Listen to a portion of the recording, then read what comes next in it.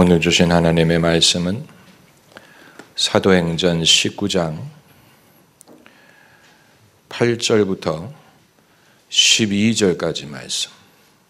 사도행전 19장 8절부터 12절까지 함께 읽겠습니다. 바울이 회당에 들어가 석 달 동안을 담대히 하나님 나라에 대하여 강론하며 권면하되 어떤 사람들은 마음이 굳어 순종치 않고 무리 앞에 이 도를 비방하거늘 바울이 그들을 떠나 제자를 따로 세우고 두란노 서원에서 날마다 강론하여 이같이 2해 동안을 하매 아시아에 있는 유대인이나 헬라인이나 다 주의 말씀을 듣더라. 하나님이 바울의 손으로 희한한 능을 행하게 하시니 심지어 사람들이 바울의 몸에서 손수건이나 앞치마를 가져다가 병든 사람에게 얹으면 그 병이 떠나고 악기도 나가더라. 아멘. 오늘은 성령운동의 역사와 성령운동의 변종에 대해서 말씀을 나누겠습니다. 20세기에 시작된 성령운동은 순수한 성령운동으로 남기보다는 변종의 변종을 거듭했습니다. 바이러스가 변종하는 것과 흡사한 면이 있었습니다. 그 중에 한 변종 사례가 번영신학으로 바뀐 것입니다. 원래는 사람이 성령 세례를 받고 방언하고 예언하고 병을 고치는 데에서 시작을 했는데 믿음의 능력을 경험하게 되면서 믿음의 은사를 사용해서 사람의 팔자를 고치는 것으로 변종했습니다. 이것이 이제 소위 미국식 기복신앙입니다. 우리는 기복신앙이 한국에서 유래된 것으로 생각을 하지만 그 역사적인 유래를 살펴보면 1950년대, 60년대 거의 비슷한 시대에 기복신앙이 고개를 들은 것을 발견할 수 있습니다.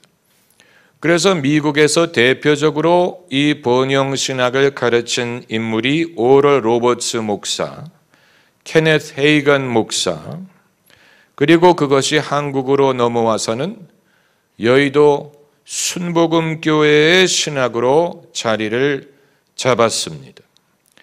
제 생각에는 여의도 순복음교회가 순수한 성령운동만으로는 사람들에게 가르칠 만한 말씀거리가 부족하다고 판단을 하고 미국의 번영신학 그리고 긍정적인 사고신학을 도입하였으리라고 생각이 됩니다. 그리하여 성령운동의 순수함을 훼손시켰습니다. 그런데 그것은 이제 20세기에 일어난 일이고 21세기에 넘어와서 성령운동이 또 어떤 식으로 변종을 했느냐, 자기 개발 철학으로 바뀌었다는 것입니다. 그 대표적인 예가 조엘 오스틴 목사와 레이크우드 교회라고 볼 수 있습니다. 자기 개발식의 복음, 사람이 예수님을 믿어서 어떤 하나님 나라의 백성이 되고 하나님의 의를 추구하는 것이 아니고 사람이 예수님을 믿음으로 자아관이 건강해지고 자기의 콤플렉스를 극복하고 자기 자신을 받아들이는 법을 배우고 그래서 좀 더 자신의 삶을 더 행복하게 영위하기 위한 잠재력을 개발하고 발휘하기 위한 셀프-헬프, 긍정적인 자아관, 자신감, 자기 개발 이런 식의 변종을 했다는 것입니다. 여러분, 제가 과거에 성령으로 인해서 내적인 치유를 강하게 경험을 한 적이 있습니다. 그럼에도 불구하고 교회에서 내적인 신학을, 내적인 치유를 가르치는 것을 들어보신 적이 없을 것입니다. 그 이유는 주께서 그것을 허락하지 않으시기 때문입니다. 제가 내적인 치유를 겪어봤지만 그러나 제가 배웠을 그 당시에 이미 내적인 치유가 이상한 방향으로 흘러가고 있었기 때문에 그것을 교회에 소개했다가는 이상한 쪽으로 심리학적인 복음, 심리적인 복음, 자기 자신을 치유하기 위한 복음, 이런 식으로 흘러갈 수 있으리라고 판단을 했기 때문에 여러분, 그렇게 되게 되면 예수 그리스도를 말하고 예수 그리스도를 믿는다고 하지만 정작 예수님은 들러리거리가 되고, 만일 예수님이 없이도 사람이 자기 개발을 하고 자기 자신을 발전시키고 더 행복한 삶을 살 수 있다면 사람들은 언제든지 예수님을 떠나갈 수 있을 것입니다. 그렇기 때문에 여러분, 우리나라에서도 자기 개발 강연이 한동안 유행하고 자기 개발 서적이 베스트셀러일 때가 있었지요. 그런데 지금은 한물 같습니다. 그 이유가 어디 있는지 아십니까? 별 도움이 안 된다는 것을 사람들이 발견했기 때문입니다. 그런 식으로 무슨 자기 개발을 한다고 어떤 뚜렷한 인생의 변화가 일어날 수 있는 것이 아닌, 그것은 마치 그 강연을 하는 사람들과 책을 만들어 파는 사람들에게 돈을 가져다 주는 것 이상의 것이 아닌, 그것을 사람들이 깨달았기 때문입니다. 여러분, 성령 사역의 변종은 지금도 진행이 되고 있다고 봅니다. 찬양과 경배 운동도 그 한 가지. 원래 찬양과 경배는 예배를 돕기 위해서 시작한 것입니다. 예배를 회복하기 위해 찬양과 경배를 강조하기 시작한 것입니다. 그런데 우리나라에서는 찬양과 경배가 그 자체가 목적이 됐어요. 그래서 사방에서 찬양과 경배 집회가 우죽순처럼 생겨났지요. 그리고 성도들이 거기에 뭔가가 있을까 해서 찾아다닙니다. 기성세대와 젊은 세대가 열심히 흥분하고 찬양을 드리고 거기에 무엇이 있으리라고 생각을 하는데, 그러나 찬양과 경배 운동은 예배를 회복시키기 위한 것이었지 그 자체가 목적이 있었던 것이 아니에요. 그 자체로 어떤 운동을 일으킬 수 있는 것이 아니에요. 미국의 마라나타 뮤직이 자체적인 운동이 아니고 캘버리 채플의 예배 음악의 일환으로 발전한 것이고, 또 비니아드 음악이 자체적인 장르가 아니고 비니아드 교회의 예배의 도구로서 그것이 발전한 것이지, 그게 교회를 떠나 자체적인 활동을 하려고 한 것이 아닙니다. 그 사실을 우리가 알아야 됩니다. 그 당시에 많은 찬양곡을 만들고 찬양 인동을 했던 인물들이 그 교회를 떠나 별도의 집회를 하지 않았어요. 칼 터틀이라든가 에디 에스피노사라든가 우리가 아는 많은 찬양곡을 짓고 찬양 인도를 한 인물들이 교회를 떠나 별도의 집회를 한 게 아니고 어디까지나 비니아드 교회와 그 예배와 사역의 테두리 안에서 하나님을 경배하기 위해 음악을 만든 것입니다. 여러분, 예배는 한 가지 요소만 있는 게 아니에요. 찬양과 경배만으로 예배가 되는 게 아니고 거기에는 말씀이라는 요소가 있어야 되고 기도의 요소가 있어야 되고 성도의 교제가 포함이 돼야 되는데, 그 모든 것을 다 배제하고 찬양과 경배만을 떼어내면 어떤 부흥운동이 일어나리라고 생각할 수 없습니다.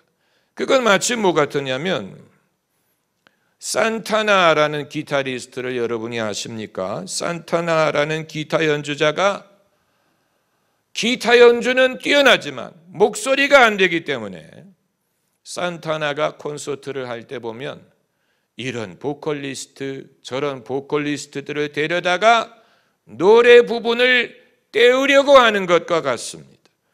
그건 아티스트 본인이 노래도 하고 연주도 해야 되는데 연주는 되는데 노래가 안 되니까 이런 가수 저런 가수를 데려다가 떼우려고 하는 그것과 비슷한 면이 있습니다. 마찬가지로 기독교 집회에서도 찬양과 경배만으로는 안 되니까 이 목사님 불러다가 설교하게 하고 저 목사님 데려다가 설교하게 하고 그런 식으로 찬양과 집회를 인도할 수 있으리라고 생각하는데 그건 찬양 자체만으로는 불충분하다는 것을 보여주는 것입니다.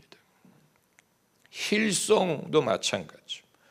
호주의 힐송 교회가 히트를 한 것처럼 보이죠. 히트를 어느 정도는 했지요. 그러나 그건 시스터 액트를 개신교회에 접목한 것과 비슷합니다. 영화 시스터 액트를 아시죠? 찬양이 하도 은혜로우니까 은혜로운 건 맞아요. 그런데 그것만을 가지고 교회를 형성하려고 하는 것입니다.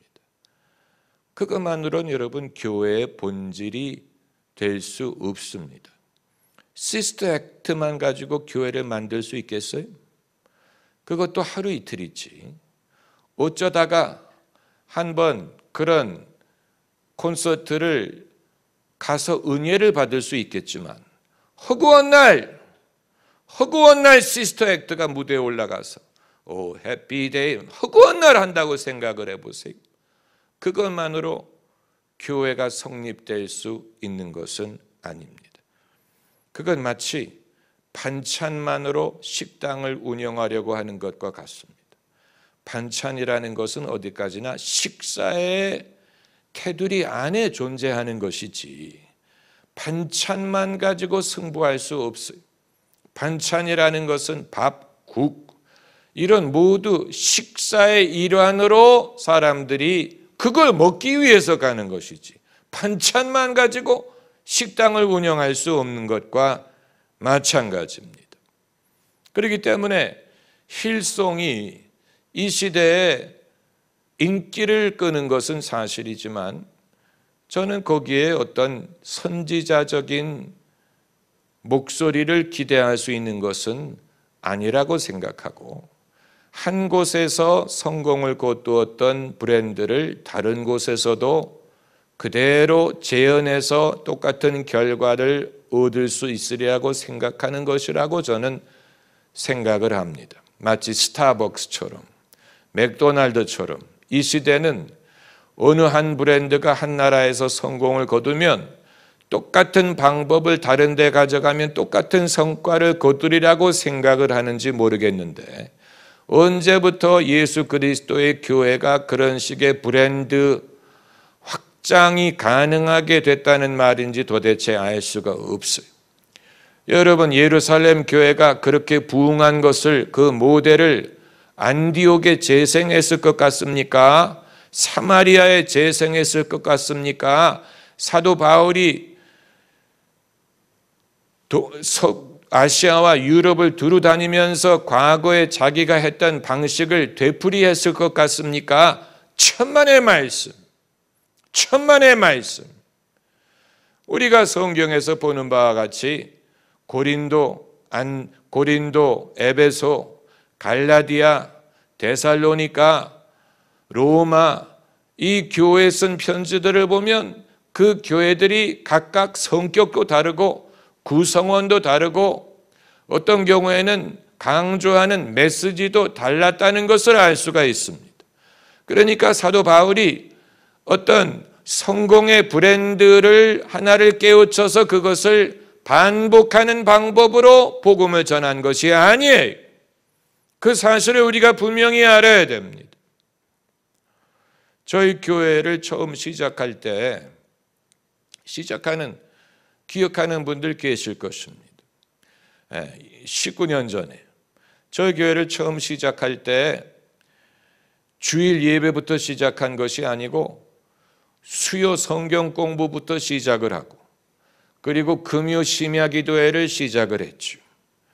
그리고 새벽 기도회를 시작한 것 같아요. 그리고 2000년 9월 3일 주일날 창립 예배를, 첫 주일 예배를 드리면서 창립을 한 것인데, 그 당시에 금요 심야 기도회는 성도들이 많이 참여했어요. 그때만 하더라도 방언을 하고 예언을 하고 안수기도를 해주는 교회가 그렇게 많지 않았어요. 그렇기 때문에 외부 성도들 중에도 금요일 날 찾아오는 사람들이 많았고, 예배 후에 기도를 받기 위해 앞에 나오는 사람들도 많았어요. 신이 날 수 있는 일이었어요. 그런데 여러분, 사역은 신이 나면 위험해집니다. 침착하게 성령의 인도를 받아서 해야지. 사람들이 신이 나기 시작하면 그때부터 육신이 거기에 참견하기 시작합니다. 육신이 발동하기 시작합니다. 사람의 육신이 흥분하게 되면 처음에는 성령으로 말미암은 것인 줄 알았는데 나중에는 육신이 지배하는 것이 됩니다. 그렇기 때문에 안정된 사역을 유지하려고 애를 썼어요. 처음에는 기도를 해달라는 사람들이 많고, 그래서 저도 좀 배짱이 있어서 사람들이 있으면 다 안수하고 기도하기보다는 이 사람에게는 기도가 안 나와, 그래서 건너뛰고 이런 식으로 제가 배짱을 부렸는데, 만일 제가 목회자가 아니고 부흥사라면 그런 식으로 이 사역을 해도 됩니다.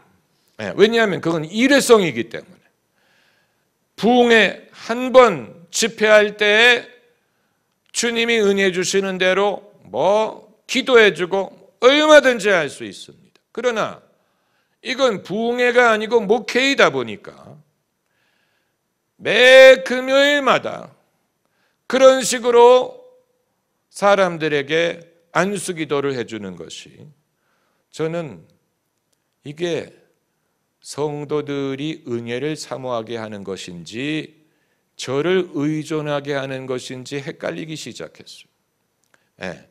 이것이 은혜를 사모한다는 증거인지, 아니면 이 사람들이 저의 은사를 의존하려는 것인지, 자기가 스스로 기도하고 자기의 믿음으로 문제를 해결하려고 하기보다는 아무개 목사가 영빨이 있다고 하니까 그분의 안수기도를 받아보자, 그분의 안수기도를 받아보면 내가 스스로 애쓰지 않아도 단번에 문제가 해결되겠지, 이런 식의 의존적인 신앙을 제가 장려하는 것일 수도 있다는 생각이 들었고, 그리고 성도들 중에, 여러분들은 아니지만 성도들 중에 유별나게 성령의 은사를 좋아한 나머지 마치 저와 맞장구를 치고 교회를 자기들이 원하는 방향으로 끌고 가려고 하는 그런 느낌도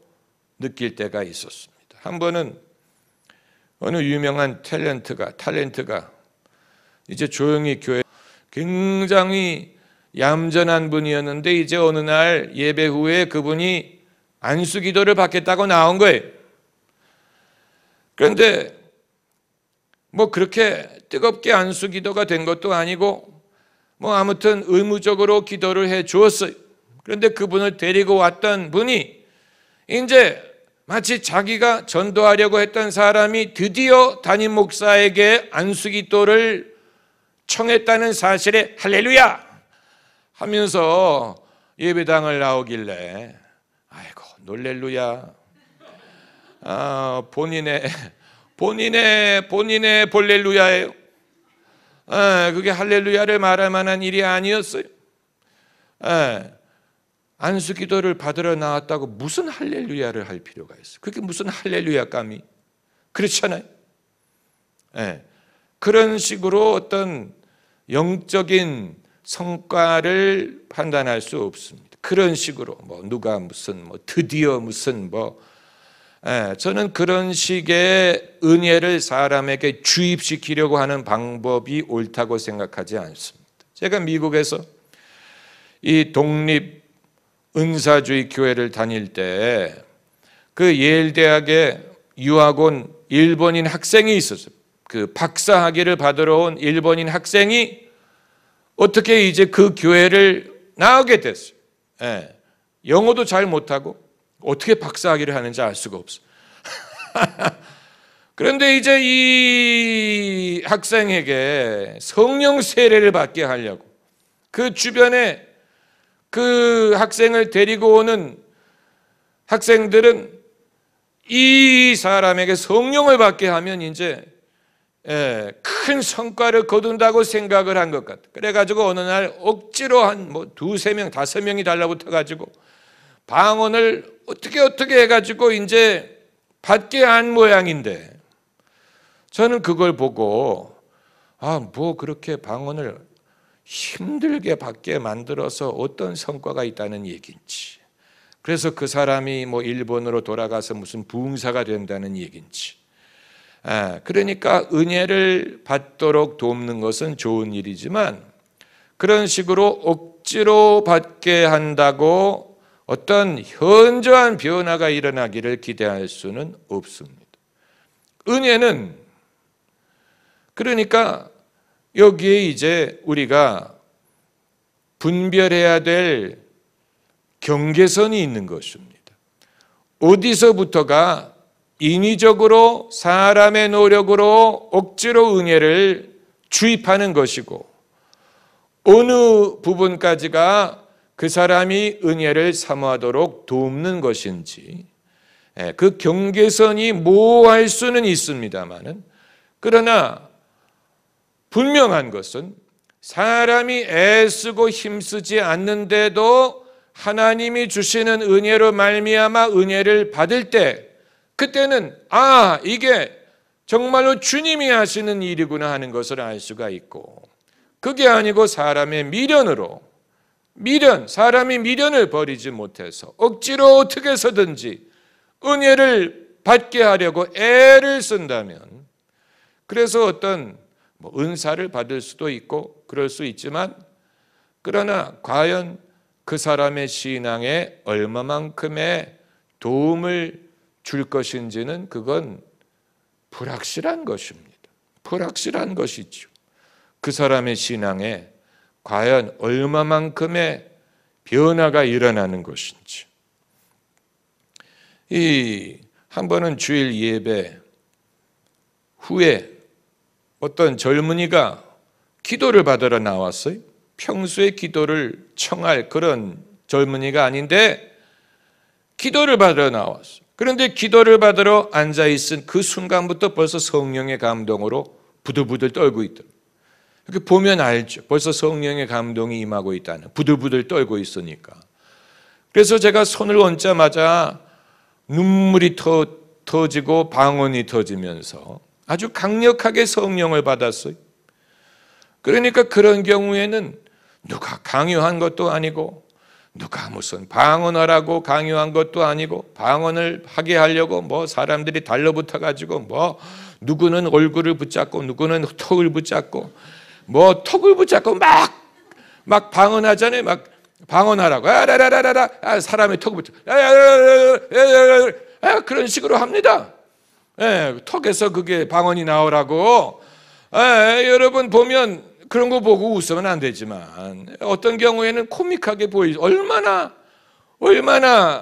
방언을 받게 하려고 그 사람의 턱을 붙잡고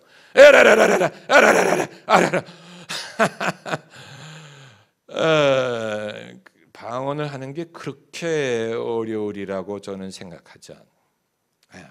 사람의 턱을 붙잡고 흔들어야 되는 게 아니고, 원리를 가르쳐주면 방언을 적어도 성령으로 거듭난 사람이라면 방언을 못하지 않으리라고 저는 생각합니다. 다만 본인이 너무 의식을 많이 하고 너무 의식이 너무 자기를 의식하고 또 거기에 대해서 어떤 그 뭐를 기대해야 될지를 너무 모르는 나머지 방언이 나오려고 하는 것을 스스로 억제할 수는 있겠죠.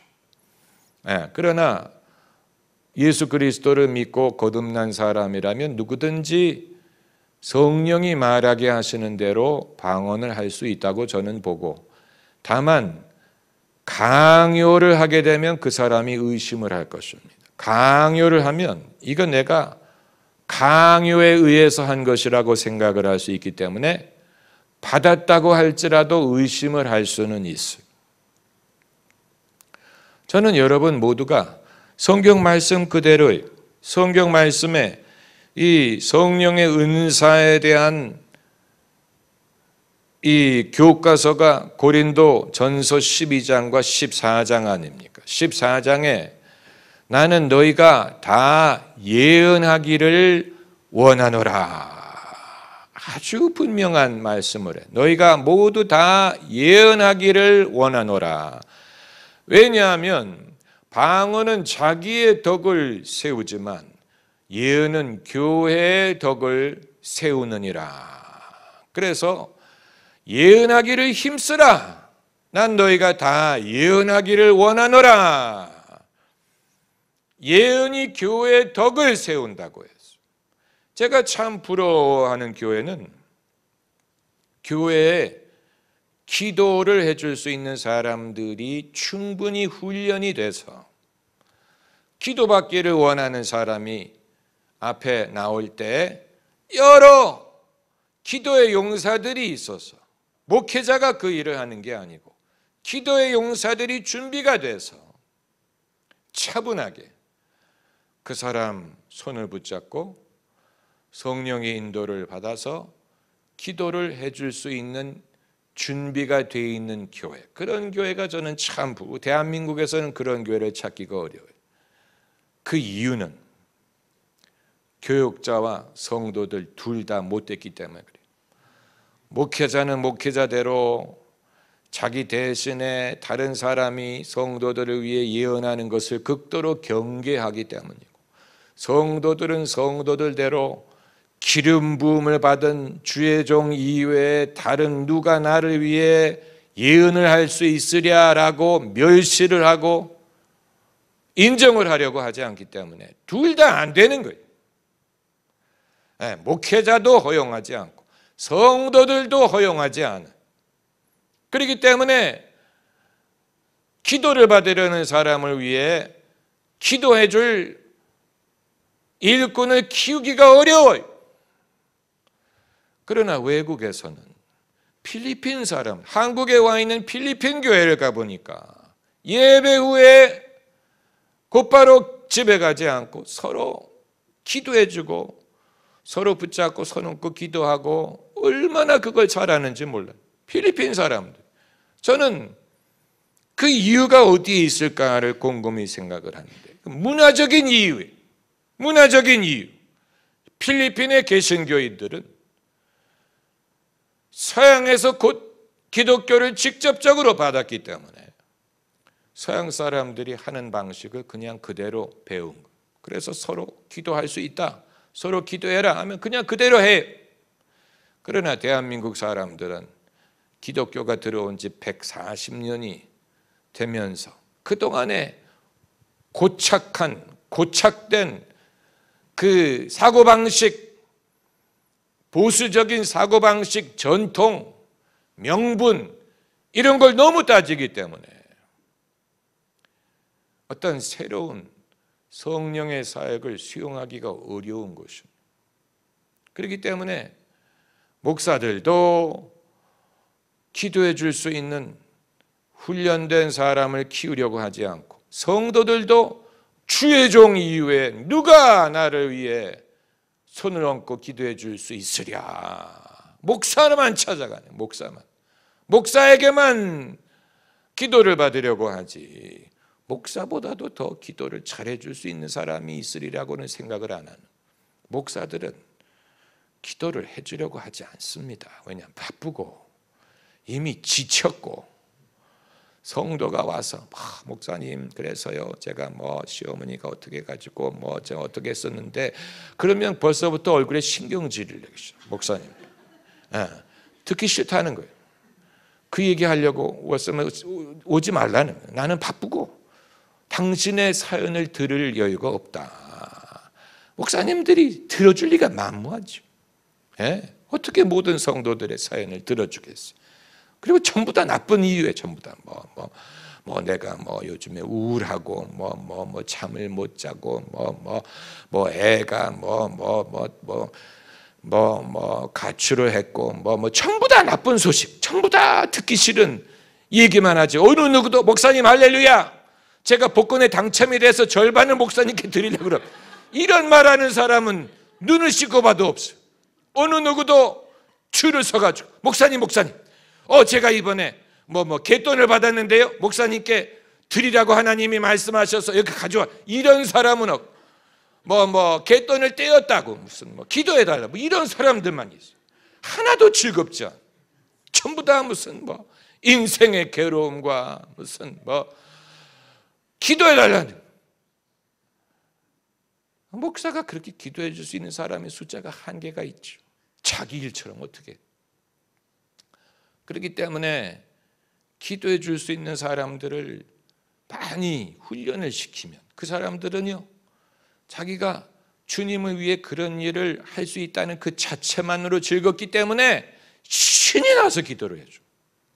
신이 나서 누가 내가 이런 일이 있는데 너무 시간이 많이 염려하지 말라고, 난 시간 얼마든지 있으니까 얘기해 보라고. 다 들어주고 정성껏 들어주고 정성껏 기도해 주죠. 저희 아이가 영국에서 대학교 들어가서 이제 그 동네에 있는 교회를 찾아갔는데 정말 하나님의 인도로 간 거예요. 그 학교에서 이제 자원봉사자들을 모집하면서 그 노숙자들을 위한 자원봉사자들의 모임을 어느 교회에서 갖는다라는 광고를 얘가 보고 그 교회를 찾아간 거예요. 그래서 그 교회를 알게 되고 교회 예배당에 들어가서 이제 그 교회 예배를 참석하게 된 것인데 거두 절미하고 예배 후에 누가 기도를 해주더라는, 그 사람을 기억해. 저는 그래서 그 사람이 예언한 내용 때문에 기억하는 줄 알았는데 알고 보니까 입냄새 때문에 기억을 하더라. 입냄새가 고약해서 기억이 난다는 거예요. 그때는 못 들었고. 근데 아무튼 누가 기도를 해주면서 이게 100% 옳은지는 난 잘 모르지만 당신이 그동안에 안개 속을 걸어왔고 이제 그 안개를 막 벗어나려고 한다, 이런 식의 기도를 해주더라는 거예요. 얼마나 고마운 일입니까? 이런 식의 기도를 해줄 수 있는 사람이 몇 명이나 있겠습니까?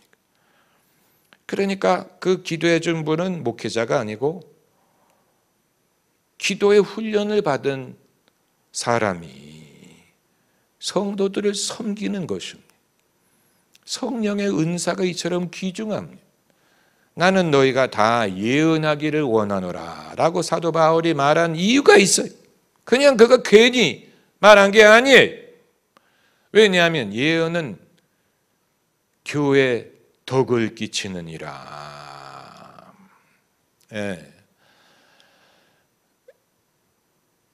그런데 대한민국에 예언을 하려고 하는 사람들은 그런 식의 사람의 덕을 세우는 예언보다 이상한 예언을 하려고 하는 게 문제죠. 무슨 왼손잡이 여자를 조심해라는 등 이런 이상한 전혀 쓸데없는 애꾸를 조심해라 이런 이상한 무슨 점쟁이처럼 괜히 찝찝하게 만드는 이상한 무슨 너의 친구들이 너의 친구가 아니라는 등 이상한 전혀 쓸데기 없는 전혀 사람에게 덕을 세우지 않고 찝찝하게 뭐 그런 식의 예언이 진짜 예언이라고 생각하는 사람들이 있어요. 네, 자기의 영빨을 과시한다고. 이상한 거예요. 예언의 목적이 무엇인지를 잘 모르는 거예요. 덕을 세우고 권면하고 안위하는 것이라고 했는데 이건 안위하지도 못하고 권면하지도 못하고 괜히 그 자기의 그 영적인 거를 가지고 사람을 자기 휘하에 두려고 한다든가 자기를 의존하려고 하게 하려고 한다든가 여러 가지. 여러분, 오늘 본문에 이 바울의 희한한 사역을 말하고 있지 않습니까? 하나님이 바울의 손으로 희한한 능을 행하게 하시니 심지어 사람들이 바울의 몸에서 손수건이나 앞치마를 가져다가 병든 사람에게 얹으면 그 병이 떠나고 악기도 나가더라. 남자가 무슨 앞치마, 이건 이 장막을 만들 때 쓰던 앞치마였으리라고 봅니다. 이제 문제는 그 손수건과 앞치마의 유효기간이 얼마나 됐을까 하는 겁니다. 바울의 몸에서 수건을 가져다가 사람에게 얹으면 이적이 일어났어요. 이제 문제는 유통기간이 얼마나 되냐 하는 거예요. 그 손수건이 이 사람, 저 사람의 손을 거쳐서 지속적으로 사람들이 문제가 생기면 그 앞치마를 갖다가 기도를 하고 그 앞치마 앞에서 빌고 그 수건을 마치 부적처럼 그 집의 문간에다가 걸어놓고 마치 가정예배 드릴 때마다 그 중앙에 손수건을 갖다 놓고 기도를 하게 된다면 그건 유통기간이 벌써 옛날에 지난 것을 마치 하나님이 아직도 거기 계시는 것처럼 오해하는 실수를 빚게 될 것입니다. 그렇기 때문에 주님이 의도하신 그 때가 지나가면 그 손수건과 앞치마를 어떻게 해야 되는지 아세요? 폐기해야 됩니다. 폐기하는 게 나아요. 그것이 성도의 신앙을 위해서 유익해. 유통기간이 지나면 폐기. 왜냐하면 고치는 분은 주님이시지 손수건이 아니에요. 능력은 주님에게 오는 것이지 앞치마에 있는 게 아니에요. 그렇기 때문에 사람들이 올바른 믿음을 갖게 하기 위해서 그 수건과 앞치마를 폐기하는 게 나아요. 없애버리는 게 나아요. 성도에게 성질은 없어요. 성물도 없어요. 성자도 없어요. 예수 그리스도만이 있을 뿐. 효험 있는 장소가 있는 게 아니에요. 효험 있는 물건이 있는 게 아니에요. 우리는 예수 그리스도를 바라봐야 되고 그럴 만한 용기가 있는 사람만이 기독교 신앙을 개혁할 수 있는 것입니다. 할렐루야. 기도하십시다. 할렐루야.